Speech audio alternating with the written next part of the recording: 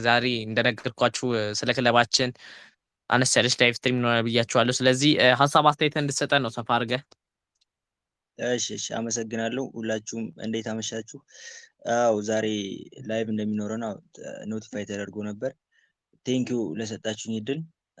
ስለ ክለባችን አንዳንድ ችግሮች ስለሚነሱ የዝውውር ጭምጭምታዎች እና ስለመሳሰሉት መፍትሄ ምን ማድረግ አለብን እና ከክለባችን ደጋፊዎች የሚጠበቀውን ነገር ዛሬ እንወያያለን። ወደ ሀሳቤ ስገባ መጀመሪያ ያው አቤንም እያነሳው ነበር ከዚህ በፊት አሁን እየተናገርከው ነበር ሊቨርፑል ሊያስፈርማቸው ካሰቡ ተከላካይ አማራጭ ላይ በተለይ በጣም በብዛት ተከላካይ ቦታ ላይ ብዙ አማራጮች በሊቨርፑል በኩል የተነሱ ነው። ብዙ ጭምጭምታዎች አሉ። ይሄ ነገር የተለመደ ነው። የዝውውር መስኮቱ አሁን ጥር የዝውውር መስኮትም ክረምት የዝውውር መስኮትም እየተጠጋ በሚሄድ ቁጥር ለሊቨርፑል አማራጭ ተብለው የሚነሱ የተከላካይ መስመሮች በጣም እየሰፉ ነው የሚሄዱት።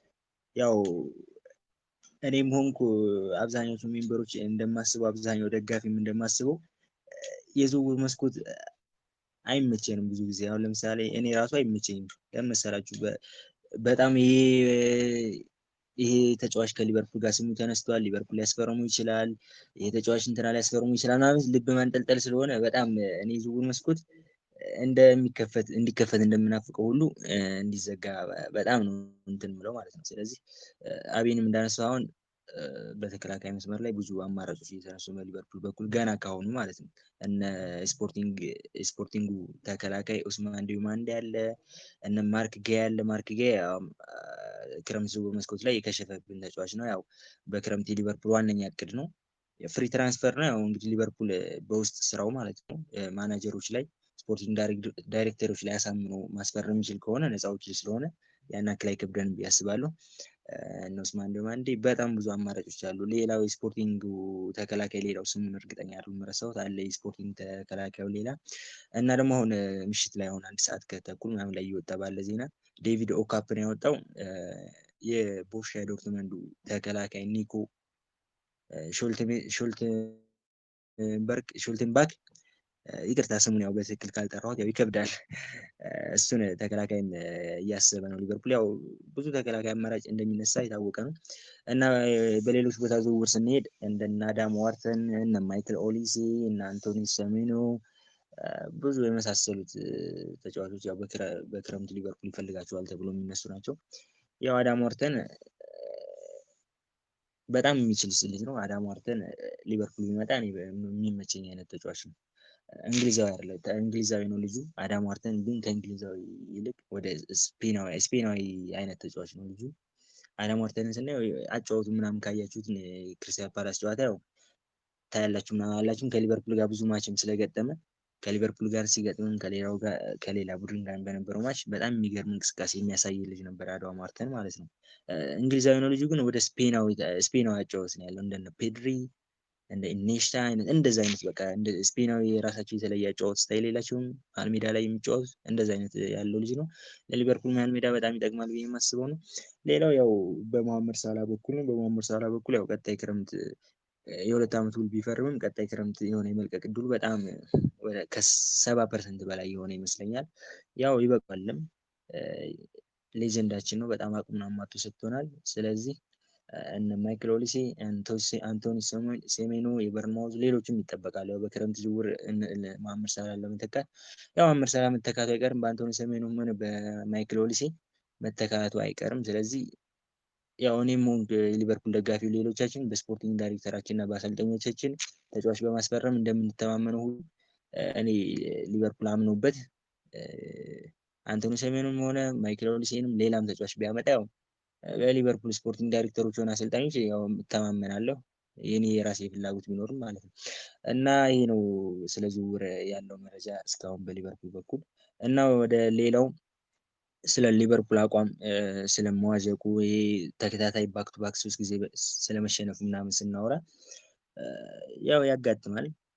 ክለብ ያው ፍጹም አይደለም። ኮንስተንት ሆኖ ሁልጊዜ ላይ ቀጥል ይችላል እና 3 ባክ ቱ ባክ መሸነፉ ያው እንደ ደጋፊ ደስ የማይል ቫይብ አለው። ያው ግን አምነን መቀበል አለብን። ያው አንዳንድ ስህተቶች አሉ። እነዛ ስህተቶች ጎልቶ በሚወጡ ሰዓት ያው የሊቨርፑል ድክመቱ እስከዛሬ በውጤት ነበር የተሸፈነልን።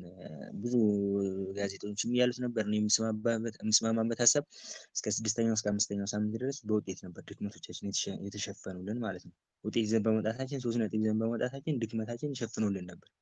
ግን አሁን በእነዚህ 3 ተከታታይ ጨዋታዎች እነዚህ መሸነፋችን 3 ነጥብ ማጣታችን ያለን ድክመት እንድናወራና ድክመታችንን ፍንትው ብሎ እንዲወጣ አድርጎታል። ይህም ደግሞ አሪፍ ይመስለኛል።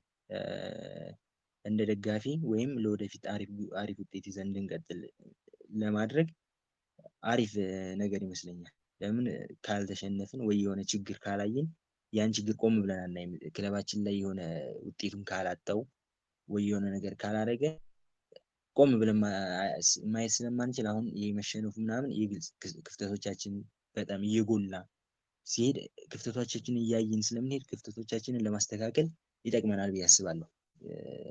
ጥሩ ነው ብዬ አስባለሁ። በዚህ አቋማችን እንደዚህ 95 ደቂቃ 83ኛው ደቂቃ ምናምን ላይ ያሸነፍን በምንቀጥል ስህተታችንን ያ የመጨረሻ ሽርፍራፊ ሰዓት ጎል እየሸፈነልን በሄደ ቁጥር የሆነ ሰዓት መንሸራተታችን አይቀርም ነበር የሆነ ሰዓት ላይ አሁን ግን ይሄ ነገር አሁን ላይ በመሆኑ ደስ ነው ያለኝ። ለምን ወሳኝ ሰዓት ላይ አይደለም። ያው ነው 3 ነጥብ ሁሌም ማግኘት ወሳኝ ነው። በአንደኛው ሳምንት ላይም ሆነ 37ኛው ሳምንት ላይ ያው ነው 3 ነጥብ ነው ግድ ነው። ግን አሁን እንትን ያልንበት ሰዓት አሪፍ ነው ብዬ አስባለሁ። ስህተታችንን አርመን ጠንክረን ለመነሳት አሪፍ ነው ብዬ አስባለሁ። ስለዚህ አርኔ ስሎትም ሆነ ስታፊንግ ማናጀሮቹ ሆነም ሌሎቹ አሰልጣኞቹ፣ የተከላካይ አሰልጣኞቹ፣ የአጥቂ አሰልጣኞቹ፣ የቆመ ኳስ ሁሉም ችግራቸውን ቆም ብለው አይተው ይህን ኢንተርናሽናል ብሬክ ተጠቅመው ችግራቸውን አብሰልስለው በደንብ ይፈታሉ የሚል እምነት አለኝ ማለት ነው። ስለዚህ ይሄ አሁን ስህተታችንን ያየንበት ሰዓት አሪፍ ነው ብዬ ነው የማስበው። 7ኛው 8ኛው ሳምንት ላይ መሆኑ አሪፍ ነው ብዬ ነው የማስበው። ለምን ለወደፊት አስተካክለን መምጣት አለብን። አሁን ችግሩም መሰለ ሊቨርፑል አሁን አሰልጣኙም ችግር አለበት፣ ስታፉም ችግር አለበት፣ ተጫዋቾቹም ችግር አለበት እንለው ከዚህ በኋላ ነው። ይሄ ስህተት ጎልቶ ወጥቷል። ነጥብ አጥተናል። ሽንፈታችን አለ። ይሄንን አሰልጣኙም ሆነ ተጫዋቾቹ ስታፎቹ ይህንን ነገር አስተካክለው ካልመጡ አንደኛ ኢንተርናሽናል ብሬክ ነው 15 ቀን ተሰጥቷቸዋል። በደንብ ትኩረት ሰጥተው ታክቲኩን እንዲያጠኑበት፣ ስህተታችን እንዲገመግሙበት እድል ሰጥቶናል። ኢንተርናሽናል ብሬክ ማለት ነው። ኢንተርናሽናል ብሬክ በሚሆን ሰዓት ነው፣ ደስ በሚል ሰዓት መጣ ዘንድሮ። አሁን በጣም በተመቼ ሰዓት መጣልኝ። ስለዚህ አሁን መውቀስ ያለብን ሊቨርፑልን አሰልጣኝንም ማንንም ከዚህ በኋላ ነው። ከዚህ በኋላ ይህን ስህተት አርመው ይህን ስህተት ተጫዋቾቹም ስታፎቹም ማናጀሩ ምስሎትን በቃ ሊቨርፑል ቦርድ ላይ ያሉት ሁሉም ሰዎች ይህን ስህተት በደንብ ተወያይተውበት ይህንን ነገር አስተካክለው ካልመጡ ስህተት አለ፣ አሰልጣኙ ላይ ችግር አለ፣ ተጫዋቾች ላይ ችግር አለ ብለን ለማውራት እንደፍራለን። አሁን ግን እንደ አንድ ደጋፊ እንደ ሊቨርፑል ደጋፊ እንደ ሌላም እንደ ኳስ ተመልካች ገና ነው ጊዜው ነው ብዬ ነው የማስበው። ለምን ያው ክለብ ኮንሰንት ሆኖ አይቀጥልም፣ ሽንፈት ያለ ነው። ዋናው የውድቀት ሁሉ ውድቀት ደግሞ ከሽንፈት አለመማር ነው። ስለዚህ ከሽንፈት ተምሮ ካልመጣ አሰልጣኙ ሆነ ማንም የዛን ሰዓት ተጫዋችም አሰልጣኙ ለመውቀስ እንሞክራለን። ስለዚህ ያለ ነገር ነው እና ባለፈውም እዚህ ቮት ባረኩት መሰረት እንትን ማን ነው ስለ ክለባችን ያለውን ችግር ውይይት እናደርግበት እና ሀሳባችሁን ላኩልኝ ብዬ በኢንቦክስ እንዲልኩልኝ አካውንቴን አስቀምጬ ነበር። ያው ብዙ ሰው ኮመንት ላይ ብዙ ስለማይጽፍ በውስጥ ሳብ አድርገህ ችግሩ ምናምን በቮይስን በምንም ለመቀበል ብዙዎችን ሞክሬ ነበር። በጣም ብዙዎች ያው ተቀብያቸው ነበር። በጽሁፍ ለመስራት አስቤ ነበር፣ ግን አሁን ላይቭ እንደሚካሄድ ስሰማና ላይቭ እንደሚካሄድ እንትን ስል ላይቭ ላይ በደንብ እንወያያለን ብዬ አዘግይቼዋለሁ ማለት ነው። ያው ስም መጥቀስ ምናምን አያስፈልግም። የላኩልኝ በጣም ብዙ ሜምበሮች ልካችሁልኛል። ቴንኪው ለሀሳብ አስተያየታችሁ፣ ክብር ይገባችኋል። እና ከብዙዎቹ መካከል ስለ ማካ የነገሩኝ ሀሳብ ልንገራችሁ። አንደኛ ስለ ሳላ አቋም መውረድ ቢያንስ ከላኩልኝ ሜምበሮች ከ60-70% በላይ ስለ የሳላ አቋም መውረድ ነው አንደኛ ምክንያት። የሊቨርፑል ባክ ቱ ባክ 3 መሸነፍ ወይም የሊቨርፑል ድግመት አንደኛ ያስቀመጡት የሳላ አቋም መውረድ ነው። ሁለተኛ ያስቀመጡት የማካሊስተር እንደ ድሮ አቋሙ እንዳምነው አምና እንዳሳየን አቋሙ አለመሆን የሊቨርፑልን የመሃል ሜዳ ሚዛን ወይም የሊቨርፑልን የጨዋታ ሚዛን አሳጥቶታል የሚል መልእክት ልከውልኛል። ከዚህ ደግሞ ከላኩልኝ ቢያንስ 25% ምናምን ይሄንን ልከውልኛል። ሶስተኛ ደግሞ ስለ ስሎት ላይ እምነት ማጣት፣ የስሎት ታክቲክ እየሰራ አይደለም፣ ስሎት ምን እየሰራ ነው፣ ታክቲኩ አግባብ አይደለም፣ ተጫዋቾችን እያበላሸ ነው፣ በታክቲኩ እያጠፋ ነው ምናምን የሚል ልከውልኛል ከሜምበር። ይሄም አንድ 15% ከላኩልኝ 15% የሚሆን ይሄን ሀሳብ አንስተውልኛል ማለት ነው። እንደ ሌላ ደግሞ አራተኛ ሀሳብ ያነሱልኝ ሜምበሮች የሊቨርፑል ባላንስ ማጣት ወይም ክለቡ ከአጥቂ መሀል እስከ ተከላካይ ድረስ ባላንስ አለመኖር፣ ሽግግር ላይ መበላት፣ ይህም ባላንስ አለመኖር ነው። ወይም መሀል ሜዳው ከአጥቂው ጋር ያለው ሪሌሽን ብሪጁ ወይም ድልድዩ ባላንስ አለመሆን፣ መሀል ሜዳው ከተከላካዩ ጋር ያለው ብሪጅ ባላንስ አለመሆን፣ ፉልባኮቹ ከአጥቂ ጋር ያለው ብሪጅ ድልድዩ ባላንስ አለመሆን፣ ይህንን አንድ እንደ ሀሳብ አንስተውልኛል። አዎ ብዙ ሜምበሮች ብዙ ሀሳብ አንስተውልኛል እና ቴንኪው ለማለት እፈልጋለሁ። ሜምበሮች በውስጥ የላካችሁልኝ ሀሳብ በጣም ደስ የሚል ነበር፣ ቀጥሉበት። ያው እንደዚህ ስንወያይ ብዙ አሁን ላይቭ አሁን ሰዓት ስለማይበቃን ምናምን ሜምበር ለሁሉም ለመክፈት ስለማይመች እንደዚህ ሌሎችን አድሚኖችን ቀረብ ብላችሁ በውስጥ ሳብ እያደረጋችሁ ሀሳብ አስተያየታችሁን እንደዚህ እያካፈላችሁ ምናምን እንደዚህ የተደራረግን እውቀት ሼር እየተደራረግን እንደዚሁ እንቀጥላለን። ይሄ ነው እና ወደ ራሴ ሀሳብ ስቀጥልላችሁ ከሰዓትም አንጻር ያው ሀሳቤን ላገባድላችሁ። ሊቨርፑል ላይ አንደኛ ብዙ ሜምበሮች እንዳሉት እና ሌሎችም ጋዜጠኞችም የውጭም የሀገር ውስጥም እንደሚሉት እኔም እና ሳየው እንደተረዳሁት ያው ኳስ ሊቨርፑልን ጨዋታ እንዳየሁት እንደተረዳሁት አንደኛ ባላንስ ነው፣ የቲሙ ባላንስ ኖርማል አይደለም። አምና ያለው የቲም ባላንስ እና ዘንድሮ ያለው የቲም ባላንስ ኖርማል አይደለም። ያም ነገር ይጠበቃል። የዝውውር መስኮት ይህን ሁላ ተጫዋች ስናስፈርም ያን ሁላ ተጫዋች ስንለቅ የቲም ባላንስ ቀጣይ እንደሚያስቸግረን ይሄ የታወቀ ነው። ማንኛውም ኳስ የሚያውቅ ሰው ኳስ የሚያይ ሰው ይረዳዋል። ይህንን ይረዳዋል ብዬ አስባለሁ። ይህን የሚያዳግተው ነገር የለም።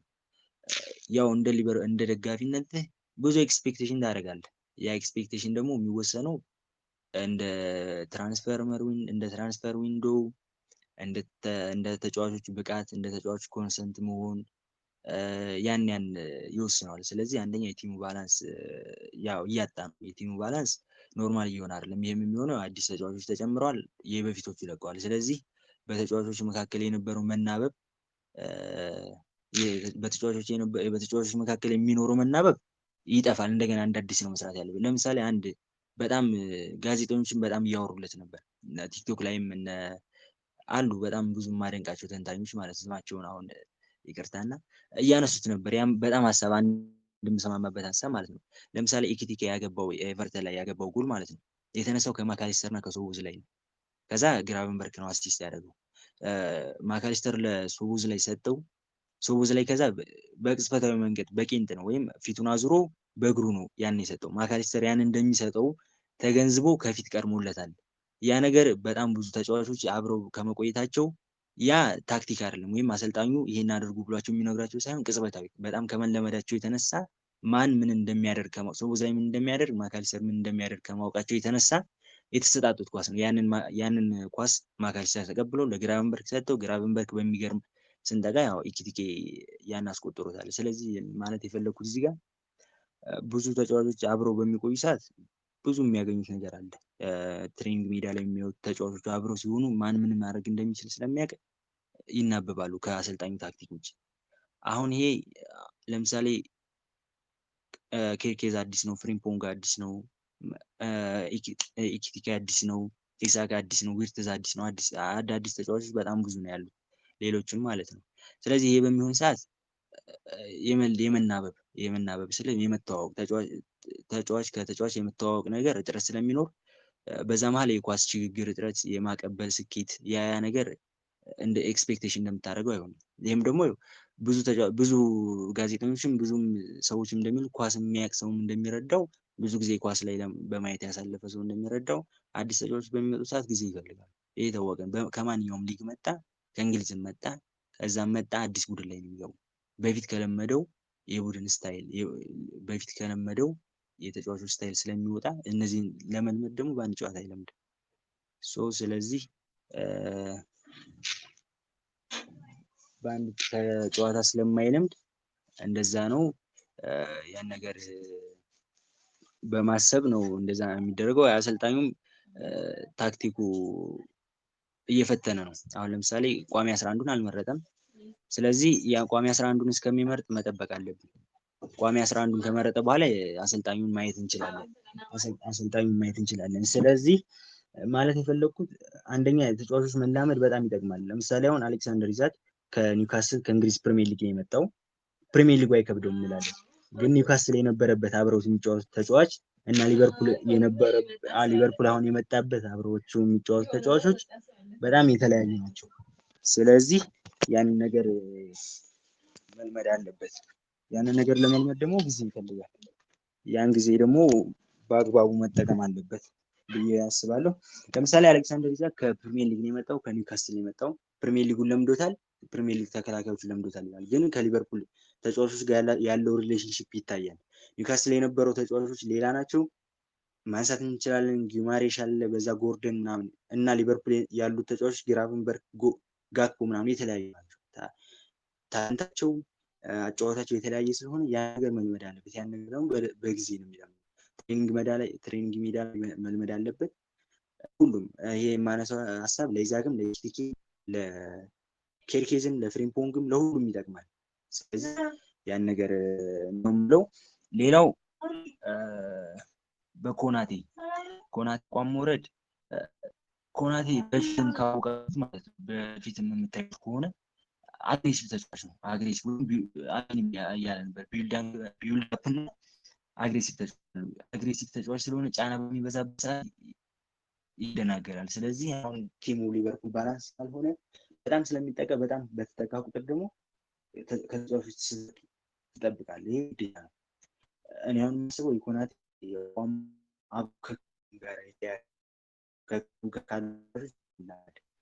በጣም ፐርስ ሊቨርፑል ሲደረግ ኮናቴ ጫና ውስጥ ይገባል። ኮናቴ የቢልድ አፕ ተጫዋች አይደለም። የቢልድ አፕ ተጫዋች ስላልሆነ ኳስ አጠገቡ ሲደርሰው አግሬሲቭ ወይም ማጥራት ምናምን ስለሆነ የሚችለው የሚፈልገው በዛ ሰዓት ጫና ውስጥ ስለሚገባ ጠባብ ስፔስ ላይ ኳስ ስለማይችል የዛ ሰዓት ይበላል። ስለዚህ ኮናቴ ስህተት ይሰራል። አንደኛ ደንጋጣ ነው ልጁ፣ በዛ ለዚህ ሁላ ስህተት ራሱ እንዳይጋለጥ በጣም ከዚህ በላይ ስህተት እንዳይጋለጥ ያደረገው ቫንዳይክ አጠገቡ መሆኑ በጣም እድለኛ።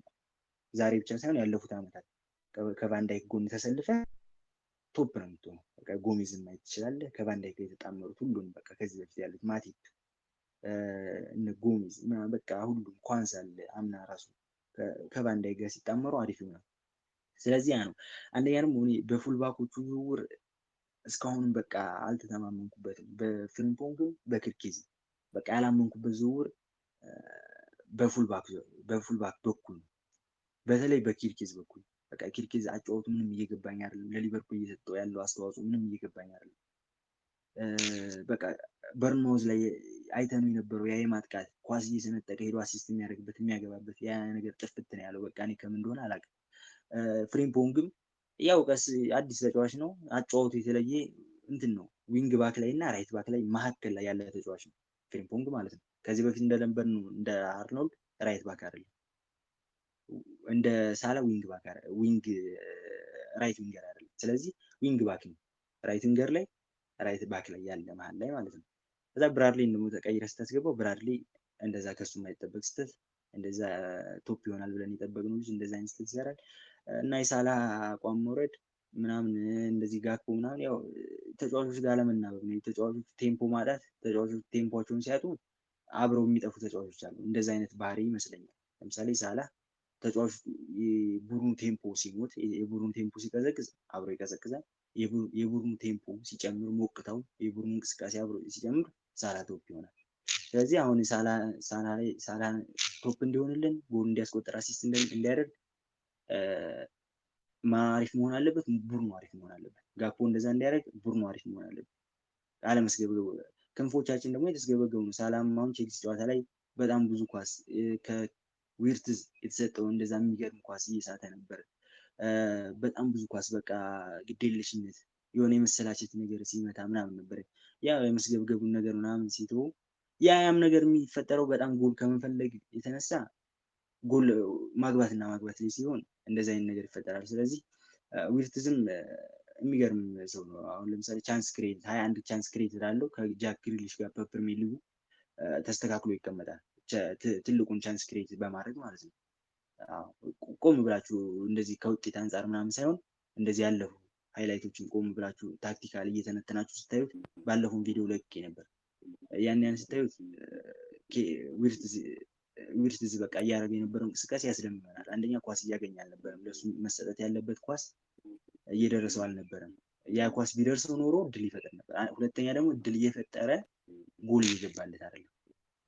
ይህን ማንሳት እንችላለን። ሳላ ጋር ኢኪቲኬ ከእንትና ጋር ከአትሌቲኮ ማድሪድ ጋር የመጀመሪያ ጨዋታው ጊዜ ሰጥቶት ደካማ አመታት የመታው ማለት ነው። ወደዚህ ዞር አድርጎ ደካማ ሙከራ የሞከረው ኢኪቲኬ እንትና ኬርኬዝ ዊርትዝ ይሰጣል ለተጫዋቾች ቻንስ ክሬት ያደርጋል። ግን ያው ይሄ ሁላ ጎል ሻርፕ ያለ መሆኑ ስለዚህ ዊርትዝ፣ ኢሳክ፣ ኢኪቲኬ፣ ሳላ፣ ጋክፖ እነ ኬርኬዝ ሁሉም ያ ነገር ቶፕ እንዲሆኑ ቡድኑ ነው ቶፕ መሆን ያለበት። ይሄ ማለት እንደ ግል መስራት የለባቸውም ማለት ነው። እንደ ቡድን ሲሰሩ ስለ ሁሉም ተጫዋቾች ቆመን እናወራለን፣ ቆመን እናጨበጭባለን ማለት ነው።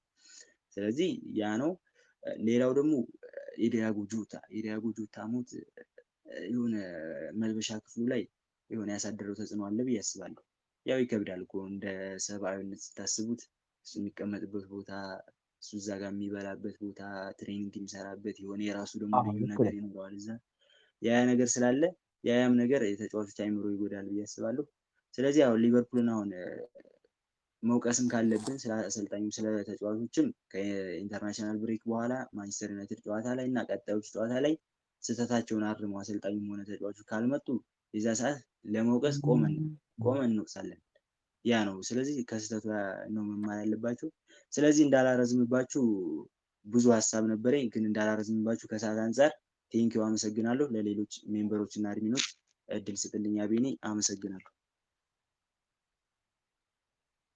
እሺ እኛም እናመሰግናለን አድሚን ሌወር ካለውን። እሺ ቀጣይ ደግሞ እሺ ሚስተር ዳኒ